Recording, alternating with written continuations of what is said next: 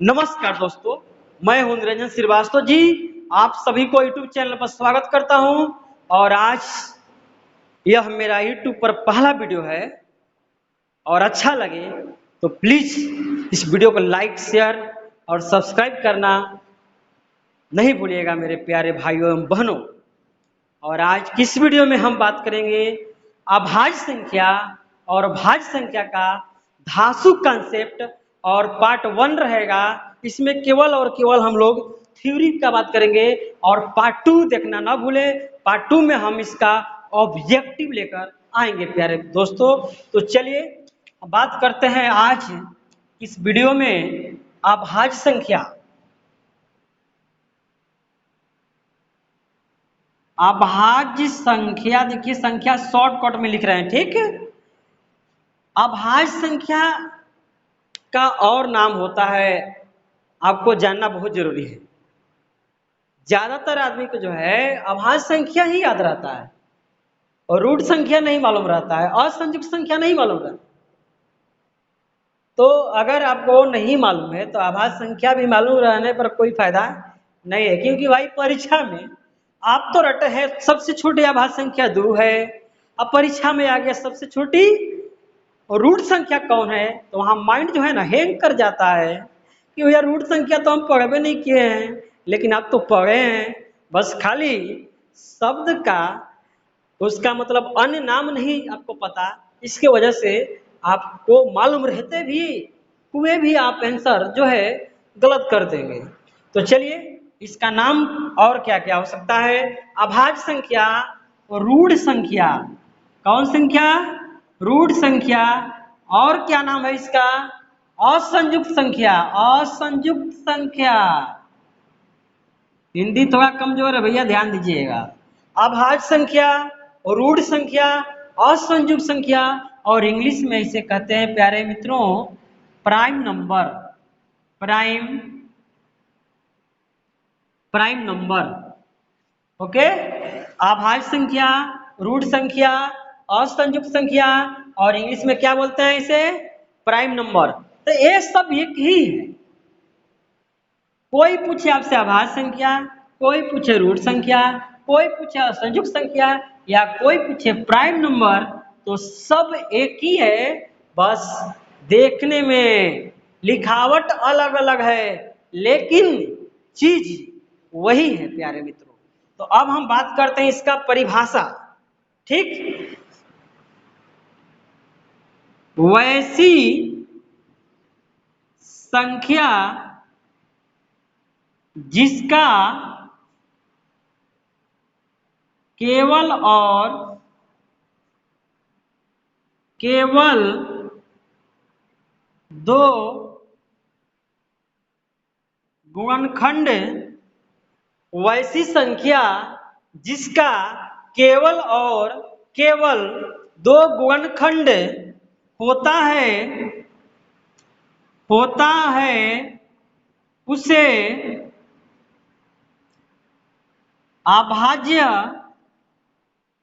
संख्या कहते हैं, ठीक। ये तो क्लियर हो गया। अभाज्य संख्या, रूट संख्या, असंयुक्त संख्या, ये सब क्या है, एक ही होता है। तो वैसी संख्या जिसका केवल और केवल 2 गुणनखंड होता है उसे अभाज्य संख्या कहते हैं, या रूट संख्या या असंयुक्त संख्या। क्लियर। अब आपको परिभाषा समझ में नहीं आया होगा, ठीक। पहले से अगर आप जानते होंगे तो ठीक है, अगर आप नहीं जानते हैं तो आपको क्लियर नहीं हुआ होगा। क्लियर नहीं होने के पीछे मेरे प्यारे मित्रों यहाँ कुछ कारण है। इसमें 2 चीज आपको समझना पड़ेगा, केवल और केवल 2 का जो अर्थ क्या होगा, और एक यहाँ गुणनखंड का मतलब क्या होगा। ये 2 चीज के बारे में अगर आप जान जाते हैं तो आपको यह परिभाषा जो है पूरा क्लियर समझ में आ जाएगा।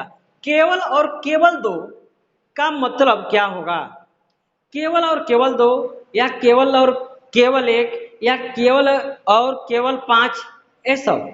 केवल और केवल का मतलब हो गया फिक्स, न उससे ज्यादा न उससे कम, फिक्स।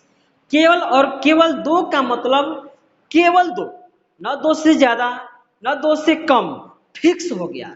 तो क्लियर कि केवल और केवल 2 का मतलब कि फिक्स 2, न 2 से ज्यादा न 2 से कम, केवल और केवल 2। क्लियर।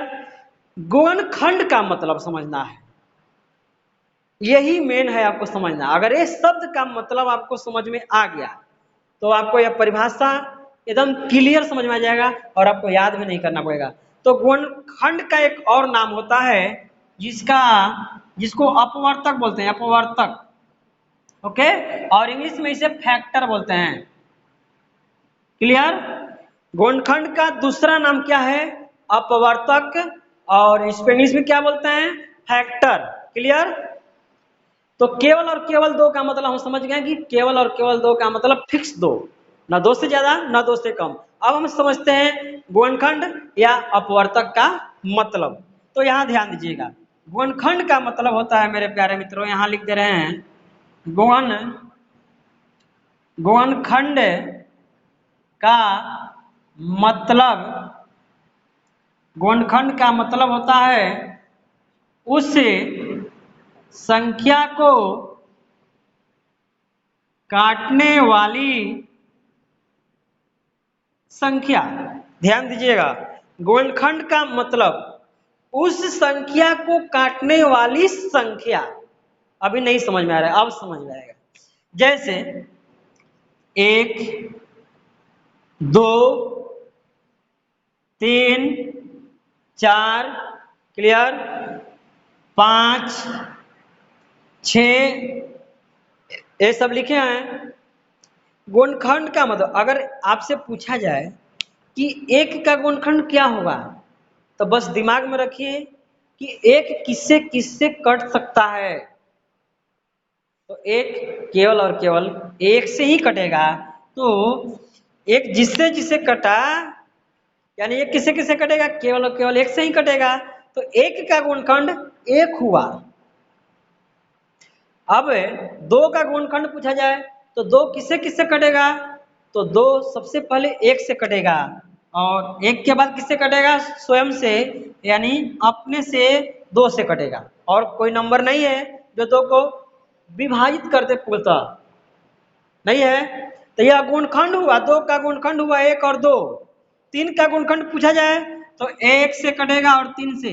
देखिए 1 आपको लिख देना है, सोचना नहीं है 1 के बारे में, क्योंकि 1 से भाग और 1 से गुणा करने पर कोई जो है फर्क नहीं पड़ता है। क्लियर। तो 1 लिख देंगे, 3 लिखेंगे। अब 4 का गुणनखंड मतलब कि 4 किससे किससे कटेगा? 4 को कौन कौन काट सकता है? जो जो काटेगा वो 4 का गुणनखंड होगा। तो 4 तो सबसे पहले 1 से होगा, 1 के बाद 2 से कटेगा, 2 के बाद किससे? 4 से। तो आपसे कोई पूछे कि 4 का गुणनखंड कौन कौन हो सकता है, आप बोलेंगे 1, 2, 4। क्लियर। 5 का गुणनखंड पूछा जाए तो 5, बस जैसे ही 5 का गुणनखंड पूछा जाए तो आप दिमाग में 5 किससे किससे कटेगा? सबसे पहले 1 से और अपने से 5 से, और कोई नंबर नहीं है जो काट सकता है 5 को। 6 किससे किससे कटेगा? सबसे पहले 1, सोचिए मत, 1 तो आपको लिख देना है, थोड़ा सा भी दिमाग इसमें नहीं लगाना है। ठीक। 1 के बाद किससे कटेगा? 2 से, 2 के बाद 3 से, 3 के बाद 6 से कटेगा, और कोई नहीं है नंबर जो इसको काट सकता है। तो कहने का मतलब है, और देखिए अगर आपसे कोई पूछे 10 का गुणनखंड क्या होगा, तो 10 किससे किससे कटेगा? 1 से कटेगा, और किससे कटेगा? 2 से, 3 से नहीं कटेगा, 4 से नहीं, 5 से, 5 दूनी 10, और खुद से कटेगा। यानी 10 का जो गुणनखंड होगा 1, 2, 5 और 10। ठीक। इसी प्रकार आप कोई भी नंबर का गुणनखंड निकाल सकते हैं। तो यहां हमने गुणनखंड का मतलब जो लिखा है, उस संख्या को काटने वाली संख्या, उस संख्या मतलब कोई भी संख्या हो। यहां हमारा लिखने का जो है अर्थ क्या हुआ, उस संख्या को काटने वाली संख्या जो होगी वही गुणनखंड कहलाएगा। उस संख्या मतलब कोई भी संख्या, कोई भी नंबर हो, जिससे जिससे वो विभाजित होगा वही उसको काटने वाली जो नंबर होगी वही इस संख्या का क्या कहलाएगा, गुणनखंड। तो ये 10 का गुणनखंड 1 2 5 10। इसी प्रकार आप कोई भी नंबर का गुणनखंड आप निकाल सकते हैं, बस वही सोचना है वो किससे किससे विभाजित होगा। क्लियर। इसमें प्यारे मित्रों दो ही शब्द का मतलब आपको समझना था, केवल और केवल दो का मतलब और गुणनखंड का मतलब समझ में आ गया तो आपको परिभाषा समझना एकदम इजी हो गया। ठीक। तो ये इधर वाला जो पार्ट है क्या है, इस नंबर का ये सब गुणनखंड है। तो अब ध्यान दीजिए, कोई पूछे आपसे एक का गुणनखंड कौन होगा, तो एक का गुणनखंड कितना होगा, 2 गो 4 गो 5 गो 10 गो एगो, तो एक संख्या भी एक है और एक से भी गुणनखंड भी है। दो का गुणनखंड कौन कौन होगा, तो एक और दो। दो का गुणनखंड कितने होंगे, नंबर हो गया यहाँ पर, तो 2 गो होगा। 3 का गुणनखंड कितना होगा, तो 2 गो। 4 के 3 गो। 4 के गुणनखंड कौन कौन होंगे, तो 1 2 4 ऐसे बोलना है आपका जवाब।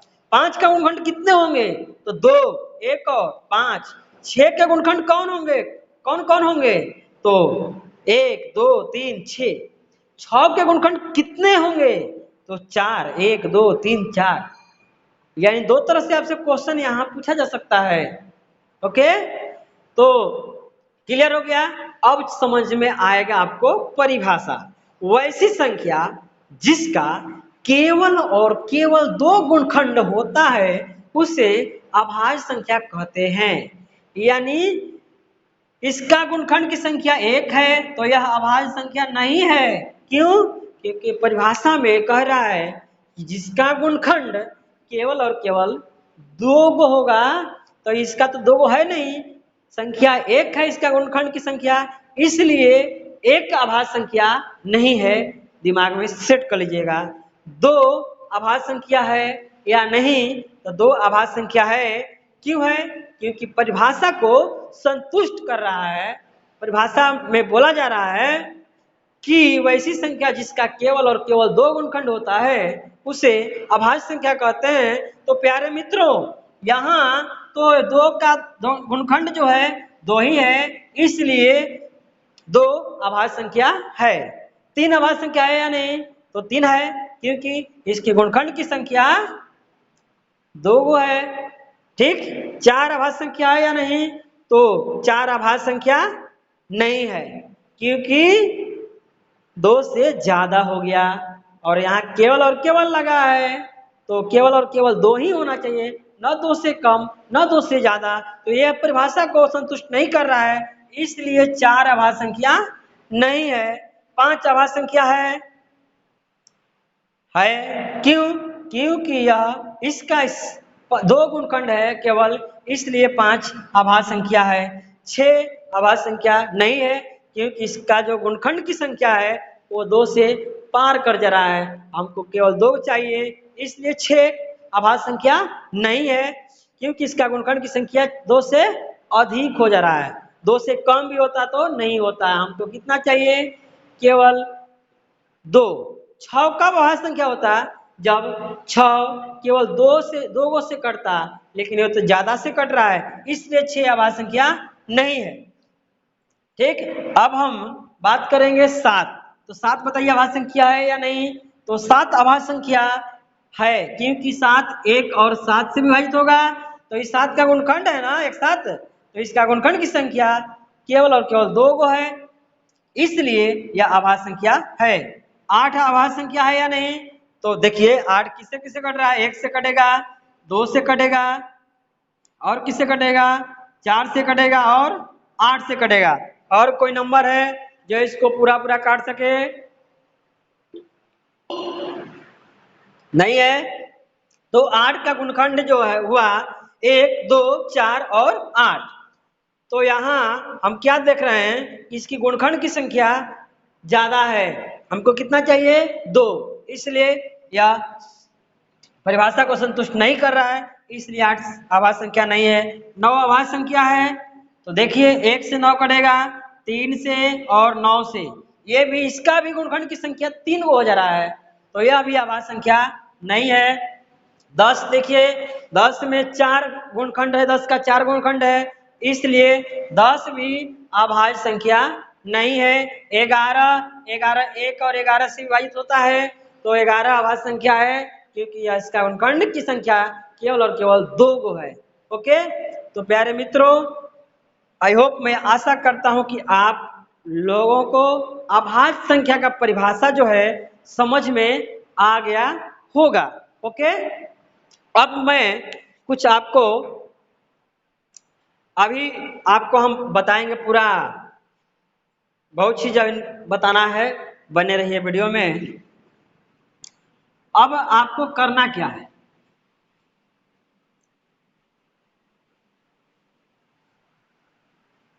इसका पार्ट 2 आप जरूर देखें, ऑब्जेक्टिव जो है क्लियर हो जाएगा उसमें। वीडियो थोड़ा सा लंबा होगा लेकिन वीडियो काम का है।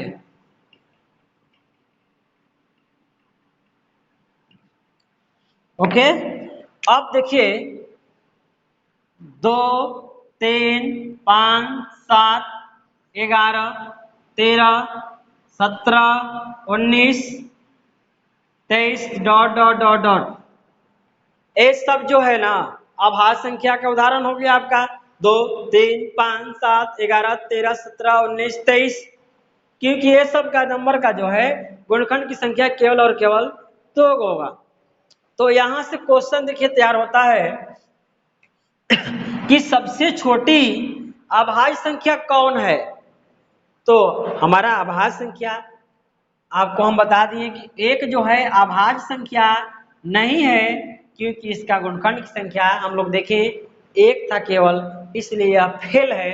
तो अभाज्य संख्या शुरू कहां से होता है, 2 से, और यह अनंत की ओर चला जाता है मेरे प्यारे मित्रों। तो सबसे छोटी अभाज्य संख्या कौन है, तो सबसे छोटी अभाज्य संख्या 2 होगा। क्लियर। अब देखिए ध्यान दीजिए, एक और प्रश्न यहां बनेगा कि सम अभाज्य संख्या, सम अभाज्य संख्या, सम अभाज्य संख्या का मतलब प्यारे मित्रों, सम अभाज्य संख्या का मतलब क्या होगा, मतलब कि वैसी संख्या जो सम भी हो और अभाज्य भी हो, उसे क्या कहते हैं प्यारे मित्रों, सम अभाज्य संख्या। सम अभाज्य परिभाषा, इसके शब्दों में ही अर्थ छुपा रहता है, आपको ज्यादा रटने की जरूरत नहीं है। सम अभाज्य, सम भी हो और अभाज्य भी हो, उसे क्या कहते हैं, सम अभाज्य संख्या कहते हैं। तो यहाँ क्वेश्चन तैयार होता है कि सबसे छोटी सम अभाज्य संख्या कौन है, तो सबसे छोटी सम अभाज्य संख्या 2 है। क्यों, क्योंकि 2 सम भी है और अभाज्य भी है, इसलिए यह होगा। और दूसरा क्वेश्चन तैयार होता है कि सम अभाज्य संख्या कितने होते हैं, यहां नंबर पूछा जा रहा है कि सम अभाज्य संख्या तो 2 है, लेकिन दूसरा क्वेश्चन सम अभाज्य संख्या कुल कितने होते हैं, 2 4 10 50 100 1000 लाख, कितना होता है, कब होता है। तो मेरे प्यारे मित्रों, आपको 4 ऑप्शन दे दिया जाता है वहां पर, और ऑप्शन ए में 2, ऑप्शन बी में 1, ऑप्शन सी में 3, ऑप्शन डी में कोई नहीं, नॉन ऑफ दिस। ओके, इस तरह से 4 ऑप्शन दिया जाता है कि सम अभाज्य संख्या कुल कितने होते हैं, और फर्स्ट ऑप्शन में 2 रहता है, क्योंकि अभाज्य संख्या सबको रटाइल है दिमाग में कि अभाज्य संख्या 2। तो मार के आदमी खुश हो जाता है, परीक्षा से बाहर निकलता है, 1 गिलास मार के जो टाइट हो जाता है और रूम पर जाता है, भैया गलत हो गया। नहीं, तो यहाँ ध्यान देना है कि जब पूछा जाएगा कि सम अभाज्य संख्या कौन है, तो 2 होगा, लेकिन सम अभाज्य संख्या कुल कितने होते हैं, तो केवल और केवल 1 होता है, 1 होता है, एगो होता है। वो कौन है, 2 है, लेकिन उसकी संख्या पूछ रहा है, तो ऑप्शन नंबर होगा बी सही। अगर सवाल रहता कि सम अभाज्य संख्या कौन है, तो उत्तर 2 होता, लेकिन हमने क्या पूछा है कि सम अभाज्य संख्या कुल कितने होते हैं। तो प्यारे मित्रों, दिमाग में दम धसा लीजिएगा कि सम अभाज्य संख्या संख्या पूछा जा रहा है तो एक होता है, केवल एक, और वो कौन है तो 2 है, और आगे आपको कहीं भेंट नहीं होगा सम अभाज्य संख्या से, यानी जो सम भी हो और अभाज्य भी हो, आगे आप खोजते खोजते चले जाइए, आपको मिलने वाला नहीं है। ऐसा वैज्ञानिकों ने सिद्ध जो है कर रखा है पहले से। ओके, तो क्लियर हो गया। अब अगला क्वेश्चन तैयार होगा, सबसे छोटी विषम अभाज्य संख्या। ठीक, सबसे छोटी विषम अभाज्य संख्या कौन है? तो सबसे छोटी विषम अभाज्य संख्या 3 है। विषम अभाज्य संख्या यानी विषम भी होना चाहिए और अभाज्य भी होना चाहिए, उसे क्या कहते हैं प्यारे मित्रों? विषम अभाज्य संख्या। यानी 3 जो है वो विषम भी है और अभाज्य भी है, इसलिए, और छोटा भी चाहिए, या छोटा भी है, अब नहीं है, सबसे छोट है यहीं से। एक हमारा विषम है भैया, लेकिन अभाज्य नहीं है, इसलिए उसको हमने नहीं लिया। 3 से शुरुआत होगा, और 3 जो है सबसे छोटी विषम अभाज्य संख्या है। आगे तो बहुत सारा है, उससे हमको यहाँ मतलब नहीं है। जो क्वेश्चन है जिस प्रकार का, उस तरह से हमको आंसर देना है। सबसे छोटी विषम अभाज्य संख्या 3 होगा। क्लियर? तो बहुत सारा क्वेश्चन बनेगा, हम लोग पार्ट 2 में ऑब्जेक्टिव में बात करेंगे, बस यहाँ थ्योरी पर हम लोग बात करेंगे। ओके, तो यह क्लियर हो गया। अब देखिए पार्ट 2 जो है आप जरूर देखें। पार्ट 2 में आपको बहुत तरह तरह का हम ऑब्जेक्टिव लेकर आएंगे, जो कि आपको एक अलग ढंग का मिलेगा। अब करना क्या है, आप इस चीज को सीखेंगे कैसे चेक करने के लिए। आपको तो कष्ट करना होगा, एक दिन कम से कम 1 घंटा 2 घंटा तपस्या कीजिएगा, तब जाकर सफलता इसमें मिलेगा। तो आपको क्या करना है कि बच्चा बनना है। क्या बनना है? बच्चा।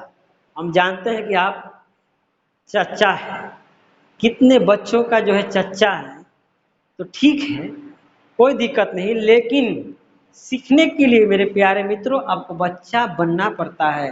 तो आपको क्या करना है कि बस सीधा सीधा समझ लेना है। तो हम पहला क्लास में हैं, ठीक, कौन क्लास में? पहला क्लास में, और 1 से लेकर 100 तक आपको लिख देना है, यानी 1 2 3 4 5 6 7 8 9 10 11 12 13 14 15 16 17 18 19 20, ऐसे ऐसे करके खाना पार के, जिसे बच्चा क्लास में हम लोग लिखते थे, उस प्रकार से आपको 100 तक गिनती लिखना है प्यारे मित्रों। कितना तक? 100 तक। और लिखने के बाद आराम से, जब आपका दिमाग एकदम फ्रेश हो, बिना टेंशन के, जब आप एकदम फ्री माइंड जब आपका दिमाग हो, उस समय क्या करना है? बढ़ जाना है और मंथन करना है। क्या मंथन करना है? कि एक अभाज्य संख्या है या नहीं, अपने गुरु और अपने बनना है चेला। ठीक, तब जाकर आपको मिलेगा इसमें सफलता। एक अभाज्य संख्या है या नहीं है, अगर है तो क्यों है, नहीं है तो क्यों नहीं है, इस पर अपने से तर्क करना है आपको। ठीक, उसी प्रकार 2 है तो क्यों है, नहीं है तो क्यों नहीं है। तो इस तरह से करते जाइए करते जाइए। तो कैसे कीजिएगा? तो पहले आप गुणखंड निकालिए। गुणखंड में देखिए, जिसका 2 गुणखंड होगा तो वह अभाज्य संख्या होगा, जो कम होगा नहीं होगा, जो ज्यादा होगा नहीं होगा, एकदम जिसका 2 गुणखंड होगा वो होगा। और एक बात, जो जो अभाज्य संख्या होगा उसको आप गोला कर दीजिएगा। ठीक, गोला करने से क्या फायदा होगा हम बता रहे हैं कि प्यारे मित्रों यहाँ ध्यान दीजिएगा कि 1 से लेकर 100 तक जो है, 1 से 100 के बीच टोटल अभाज्य संख्या 25 होता है, यानी 25 को होता है। 1 से 100 के बीच टोटल अभाज्य संख्या कितना होता है? 25 को होता है। तो इस तरह से जो जो भेटाएगा आपको अभाज्य संख्या, आप गोला करते जाइएगा करते जाइएगा करते जाइएगा। तो लास्ट में आप क्या कीजिएगा कि हमारा काम जो सही हो रहा है कि गलत हो रहा है, तो आपको जब गोला हो जाएगा पूरा 100 तक, तो इस गोला को गिनना है, और गिनने पर 25 को होना चाहिए। तो 25 को होगा तो समझिए कि यह सही है। अगर मान लीजिए कि 25 से ज्यादा चला गया, तो आप फिर से चेक कीजिएगा भाई कौन जो है हम गलत कर दिए, और 25 से कम है, 25 से कम है, तो देखिए कि आखिर हम कौन जो है फालतू ले लिए हैं। ओके, तो इस तरह से आप करके इसको सीखने का प्रयास कीजिएगा। अब चलिए हम आते हैं भाज्य संख्या पर चर्चा करते हैं। अभाज्य संख्या जब आपको क्लियर हो गया तो भाज्य संख्या सेकंडों का खेल है प्यारे मित्रों। बस वीडियो में बने रहिए, सीखना है तो टाइम दीजिए भैया।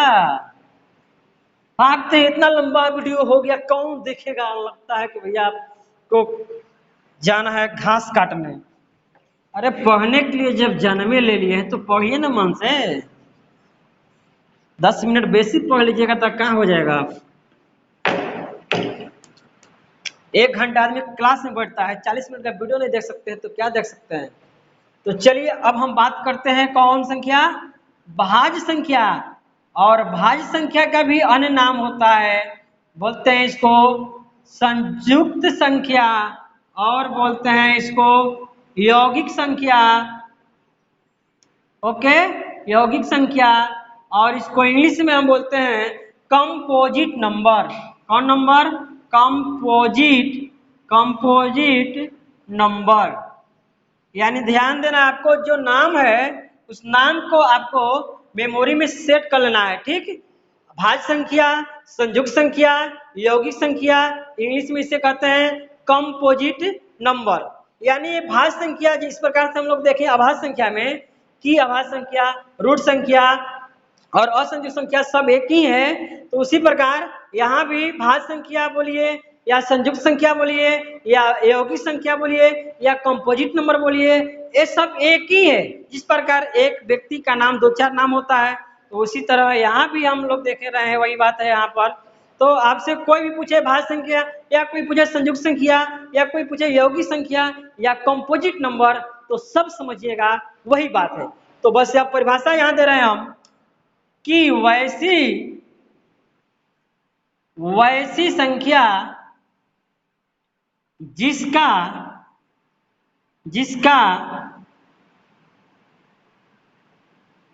गुणनखंड 2 से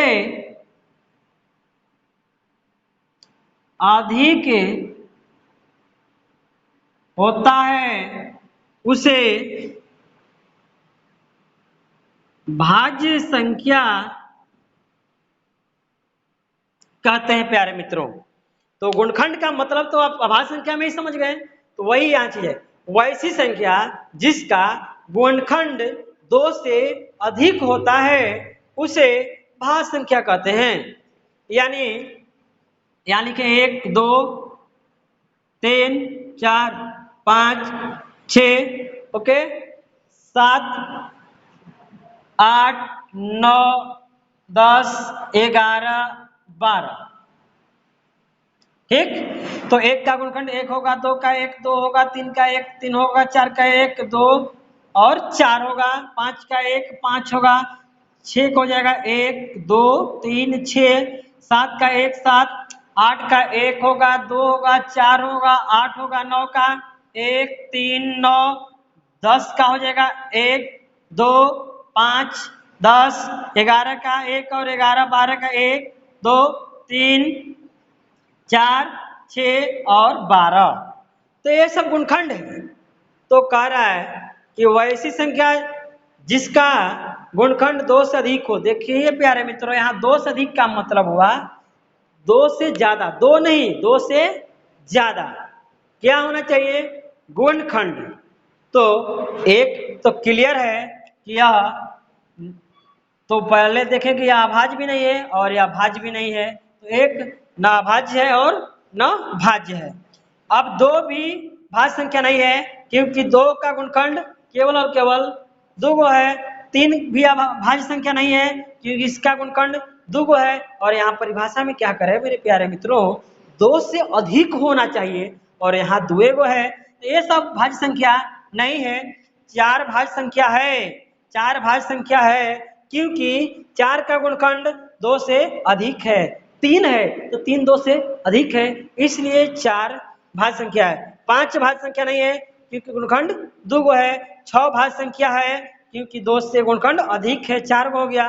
7 भाज्य संख्या नहीं है, 7 भाज्य संख्या नहीं है। 5 भाज्य संख्या नहीं है। 8 भाज्य संख्या है क्योंकि इसका गुणनखंड 2 से ज्यादा है। 9 भाज्य संख्या है क्योंकि इसका गुणनखंड 2 से ज्यादा है। 10 भाज्य संख्या है, 2 से ज्यादा हो गया। 11 भाज्य संख्या नहीं है कि इसका गुणनखंड 2 गो है। 12 भाज्य संख्या है क्योंकि इसका गुणनखंड 2 से ज्यादा है। ठीक, तो यह सब भाज्य संख्या है। इसी तरह आप कोई भी नंबर लेकर उसका गुणनखंड निकालिए और देखिए अगर 2 को केवल गुणनखंड हो रहा है तो अभाज्य संख्या 2 से ज्यादा अगर हो रहा है तो भाज्य संख्या। और अभाज्य संख्या में ध्यान रखना है कि केवल और केवल गुणनखंड की संख्या 2 को होना चाहिए। ठीक, तो प्यारे मित्रों हम लोग देखें इसमें एक बार इसको तुरंत जो है 5 मिनट के अंदर हम लोग इसको जो है रिवीजन कर लेते हैं। ठीक, तो हमने क्या क्या पढ़ा इस वीडियो में। एक बात और, 1 से 100 के बीच जो भाज्य संख्या होता है ना वो होता है 74 यानी 74 को। इसको चेक कर लीजिएगा, 1 से 100 के बीच जो भाज्य संख्या होता है वो कितना होता है 74, 74 को होता है। ठीक है, तो हम लोग क्या करें 5 मिनट के अंदर इसको रिपीट कर ले थोड़ा सा। तो हम लोग क्या क्या इसमें सीखे, अभाज्य संख्या और भाज्य संख्या का परिभाषा, पहचानने का तौर तरीका। ठीक, और उसका अन्य नाम। अभाज्य संख्या का कौन कौन नाम है, रूट संख्या और असंयुक्त संख्या, इंग्लिश में उसे क्या कहते हैं, प्राइम नंबर। ठीक, अभाज्य संख्या वैसी संख्या जिसका केवल और केवल 2 गुणनखंड होता है उसे क्या कहते हैं, अभाज्य संख्या। 2 या 2 से 2 या केवल और नहीं, एक मिनट सॉरी यहाँ गड़बड़ हो गया। अभाज्य संख्या वैसी संख्या जिसका केवल और केवल 2 गुणनखंड होता है उसे क्या कहते हैं, अभाज्य संख्या। केवल और केवल 2 का मतलब फिक्स 2 और गुणनखंड का मतलब कुछ संख्या को काटने वाली संख्या, यानी 10 का गुणनखंड तो 10 जिससे जिससे कटेगा वो क्या कहलाएगा, उस 10 का गुणनखंड कहलाएगा। ठीक, 1 से 100 के बीच कुल कितने अभाज्य संख्या है, 25। सबसे छोटी अभाज्य संख्या कौन है, 2। सबसे छोटी सम अभाज्य संख्या कौन है, 2। ठीक, सम अभाज्य संख्या कौन होता है, तो 2 ही होता है। सम अभाज्य संख्या कुल कितने होते हैं, तो केवल 1 होता है।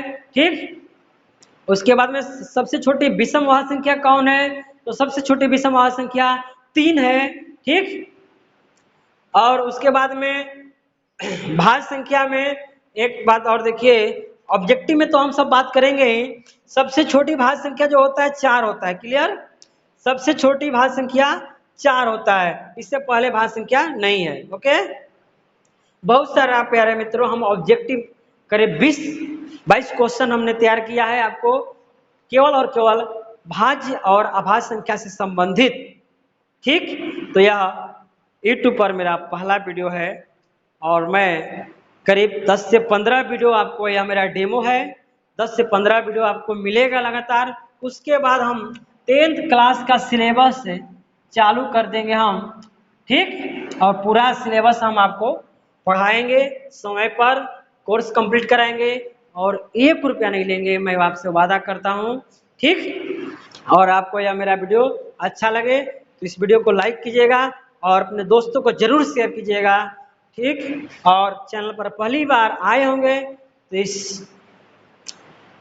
चैनल को सब्सक्राइब करके बेल आइकन को प्रेस कर लीजिएगा। चलते हैं, तब तक के लिए बहुत बहुत धन्यवाद।